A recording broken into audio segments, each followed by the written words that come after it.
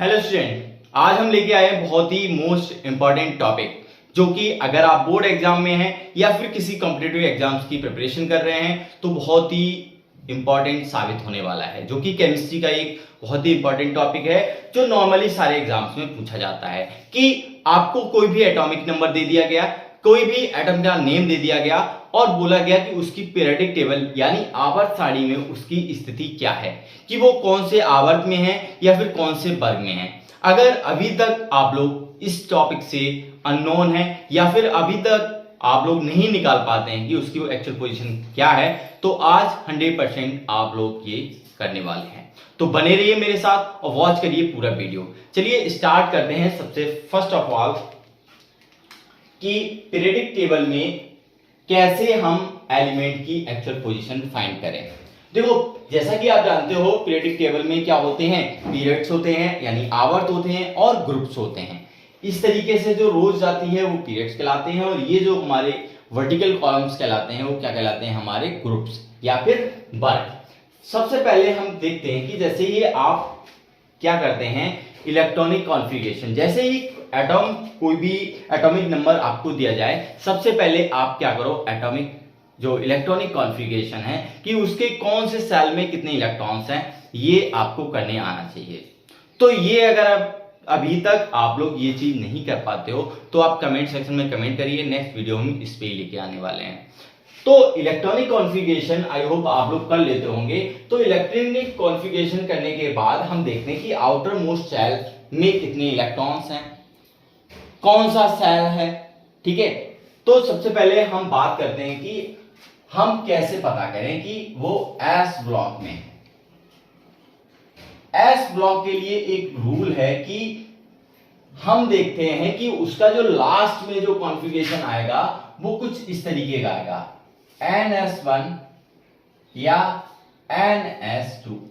क्योंकि S cell में जो S ऑर्बिट हमारा आएगा उसमें मैक्सिमम 2 ही इलेक्ट्रॉन्स फिल हो सकते हैं, या तो 1 होगा या फिर 2 होगा। और यहां से हमें पता चल जाता है कि वो S ब्लॉक में होगा। ये जो S आता है यहां से हमें पता चल जाता है कि वो किस ब्लॉक में होगा, S ब्लॉक में होगा।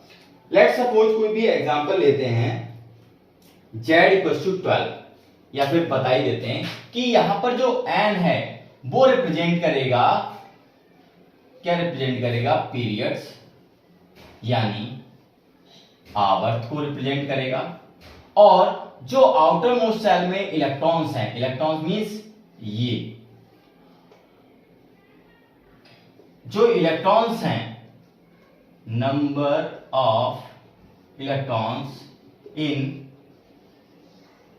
आउटर मोस्ट सेल या अंतिम कोश में इलेक्ट्रॉनों की संख्या हमें बताएगी कि उसमें वो कौन से ग्रुप में है, कौन से ग्रुप में है यानी समूह में है। ठीक है, एन हमें रिप्रेजेंट करेगा कि वो कौन से पीरियड में है, और जो एस के ऊपर जो आउटरमोस्ट सेल में जो इलेक्ट्रॉन्स हैं वो हमें बताएंगे कि कौन से ग्रुप में है। ठीक है, फॉर एग्जांपल हमने कोई भी वो ले लिया है एटम Z=12, मैग्नीशियम ले लिया। मैग्नीशियम का क्या है, एटॉमिक नंबर 12। अब मैग्नीशियम के लिए अगर हम देखें इलेक्ट्रॉनिक कॉन्फ़िगरेशन लिखें तो 1s2 2s2 2p6 और 3s2। तो हमें सबसे पहले क्या करना है, सिर्फ आउटर मोस्ट देखना है। इसमें अगर हम देखें N की वैल्यू क्या आ रही है, 3, और आउटर मोस्ट सेल में इलेक्ट्रॉन्स कितने हैं, 2। तो यहां से हमें पता चलता है कि इसका कौन से आवर्त में है यानी कौन से पीरियड में है, तीसरे आवर्त में है, और कौन सा समूह है, दूसरे समूह में है यानी दूसरे ग्रुप में है। ठीक है, तो ये हो गया एस ब्लॉक में आप कैसे पता करेंगे, इलेक्ट्रॉनिक कॉन्फ़िगरेशन राइट करें और लास्ट में आप देखें कि कौन सा सेल आ रहा है। ये 3s2 आ रहा है, इट मींस ये एस ब्लॉक में है और एस ब्लॉक में ये 3 जो एन की जगह पर रिप्रेजेंट कर रहा है 3, ये बताएगा हमें कि ये थर्ड पीरियड में है और सेकंड ग्रुप में है। तो ये तो पता हो गया कि आप एस ब्लॉक में कैसे पता करेंगे। अब हम बात करते हैं पी ब्लॉक में आप कैसे पता करेंगे कि कोई भी एलिमेंट पी ब्लॉक में है किस पोजीशन पर। अब बात करते हैं कि आप पी ब्लॉक में कैसे पता करेंगे। तो पी ब्लॉक के लिए भी एक हमने शॉर्ट में फॉर्मूला प्रिपेयर किया है। पी ब्लॉक में अगर आप देखें तो पी ब्लॉक में आप देखोगे कि इस तरीके से आता है NH2, मतलब S जो सेल है वो फिल होने के बाद यहां पे आएगा NP126, मतलब 1 to 6 कोई भी नंबर आ सकता है। 1 to 6 मतलब मैक्सिमम इलेक्ट्रॉन्स कितने फिल हो सकते हैं पी सेल पी ऑर्बिट में 6 और मिनिमम 1, मतलब 1 to 6 इलेक्ट्रॉन्स आएंगे। ठीक है, तो यहां पर भी एन जो है एन रिप्रेजेंट क्या करेगा, पीरियड को यानी आवर्त को, सेम एज पी की वैल्यू जो रिप्रेजेंट करेगी। बस हमें ग्रुप अगर रिप्रेजेंट करना है तो ग्रुप तभी रिप्रेजेंट करेगा, यानी समूह। ग्रुप कौन सा होगा ये पता करने के लिए आप 12 में प्लस करेंगे number of electrons in outer most shell. Outer most shell में कितने इलेक्ट्रॉन्स हैं वो आप यहां पे फिल कर देंगे। लेट्स सपोज कोई भी एग्जांपल लेते हैं, जैसे क्लोरीन। क्लोरीन का एटॉमिक नंबर है 17। अब चेक करते हैं इसकी इलेक्ट्रॉनिक कॉन्फ़िगरेशन। जब लिखते हैं तो 1s2 2s2 2p6 3s2, ये हो गया 2 2 4 6 10 12 और 3p5। अब हम देखेंगे इलेक्ट्रॉनिक कॉन्फ़िगरेशन में लास्ट हमारा क्या आ रहा है 3p5। 3p5 से हम पता कर लेंगे कि ये कौन से ब्लॉक में है, पी ब्लॉक का एलिमेंट है। पी ब्लॉक एलिमेंट का है, इसलिए इसमें जो आवर्त होगा यानी पीरियड कौन सा होगा वो होगा 3। और समूह की बात करें, सॉरी समूह ने वर्ग, मिस्टेक हो गया, वर्ग की बात करें यानी ग्रुप की बात करें, वर्ग और बीकन से ग्रुप। तो ग्रुप हमारा क्या करना है 12 प्लस आउटर मोस्ट सेल में कितने इलेक्ट्रॉन्स हैं 5, इट मींस 17 ग्रुप का मेंबर है। तो क्लोरीन जो है, क्लोरीन की पीरियोडिक टेबल में जो पोजीशन है वो थर्ड पीरियड और 17 जो हमारा वर्ग है उसमें हमारी क्या है इसकी क्लोरीन की पोजीशन। तो ये हो गया हमारा पी ब्लॉक एलिमेंट्स। हम कैसे फाइंड करेंगे कि कोई भी पी ब्लॉक का एलिमेंट है और उसकी पोजीशन पीरियोडिक टेबल में क्या है। Now we discuss about the D block elements. D block elements आप कैसे फाइंड करेंगे, डी ब्लॉक के जो तत्व हैं वो आप कैसे पता करेंगे।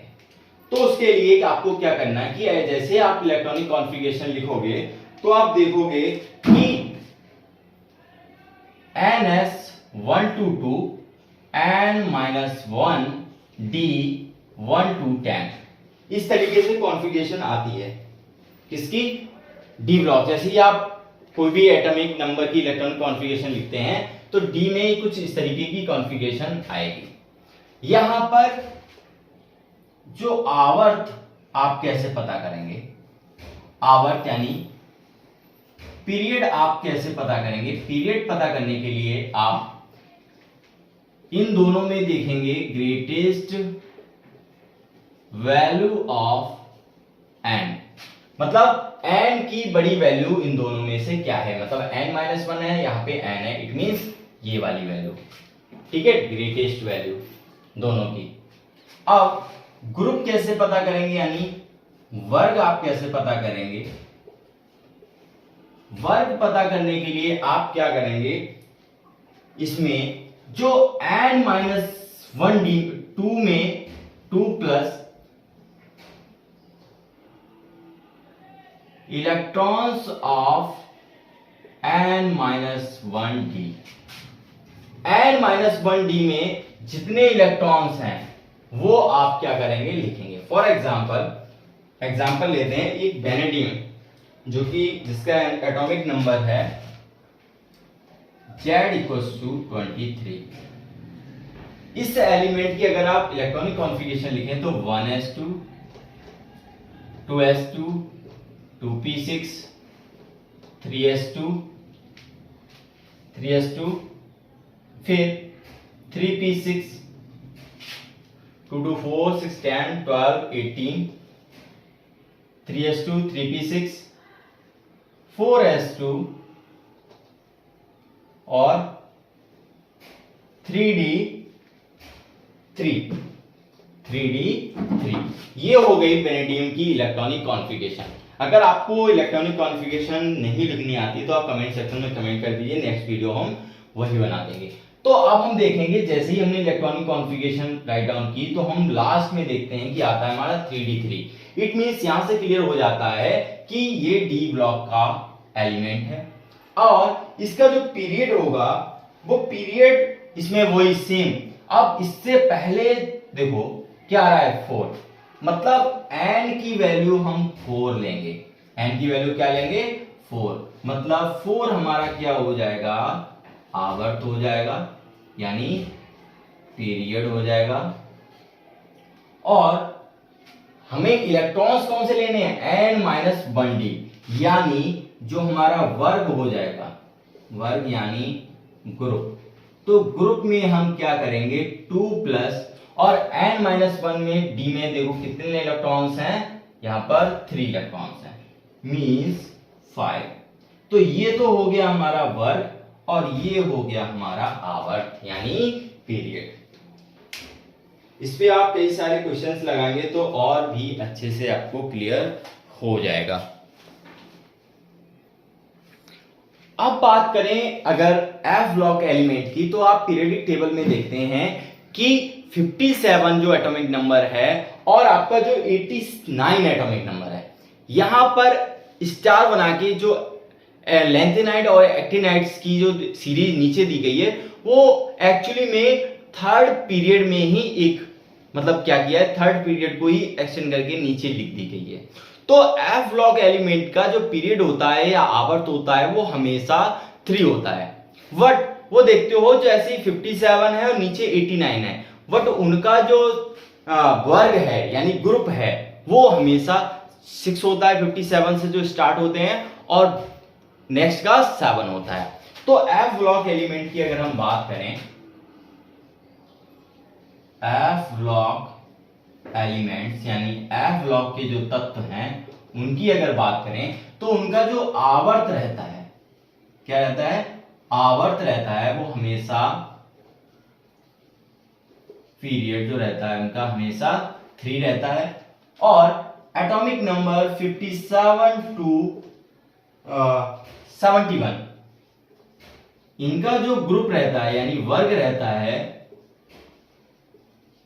इनका ग्रुप हमेशा 6 रहता है। और 89 टू 103 ये एटॉमिक नंबर लिख रहे हैं, इनका जो ग्रुप रहता है, इन दोनों का जो ग्रुप रहता है यानी वर्ग रहता है वो 7 रहता है। ये हमारे लैंथेनाइड्स कहलाते हैं, ये एक्टिनाइड्स सीरीज कहलाती है। तो आप पता कैसे करेंगे कि कोई भी एटॉमिक नंबर आपको दे दिया गया तो आप पता कैसे करेंगे ये एफ ब्लॉक का एलिमेंट है, गैस करो। सर जैसे कि आपने बताया है कि 57 से 71 के बीच में हमेशा एफ ब्लॉक एलिमेंट्स हैं और 89 से 103 के बीच वाले भी क्या हैं, सारे एफ ब्लॉक एलिमेंट्स हैं। इट मींस अगर हमको कोई भी एटॉमिक नंबर लाइक Z=60 दे दिया तो हम देखते ही बोल देंगे ये एफ ब्लॉक का एलिमेंट है, because atomic number of this element is between 57 and 71। For example अगर आपको बोल दिया 100 atomic number 100, so we can say this atomic number lies between the values of 89 series means 89 to 103। Okay, तो हम atomic number देख के भी बता सकते हैं कि एफ ब्लॉक का एलिमेंट है या फिर अदर कोई भी ब्लॉक का एलिमेंट है। ठीक है, तो बस आपको ध्यान ये रखना है कि जो इन कोई भी जो नंबर्स एटॉमिक नंबर्स हैं तो इन दोनों के बीच में लाई कर रहे हैं, तो उनका पीरियड तो हमेशा थर्ड ही होगा, आवर्त जो होगा उनका हमेशा 3 होगा, बट वर्ग यानी कि ग्रुप जो होगा वो 6 भी हो सकता है, 7 भी हो सकता है। अगर वो 57 से 71 के बीच में लाई कर रहे हैं तो ग्रुप होगा 6, और 89 से 103 के बीच में लाई कर रहे हैं तो उनका जो ग्रुप होगा वो 7 होगा।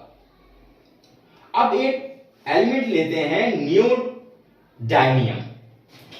जो neodymium means Z equals to, इसका एटॉमिक नंबर है Z इक्वल्स टू 60, इसका एटॉमिक नंबर है, ठीक है। तो Z इक्वल्स टू 60 है, इट मींस इसका पीरियड कितना होगा, पीरियड कितना होगा थर्ड, और ग्रुप यानी वर्ग कितना होगा, ग्रुप होगा 6।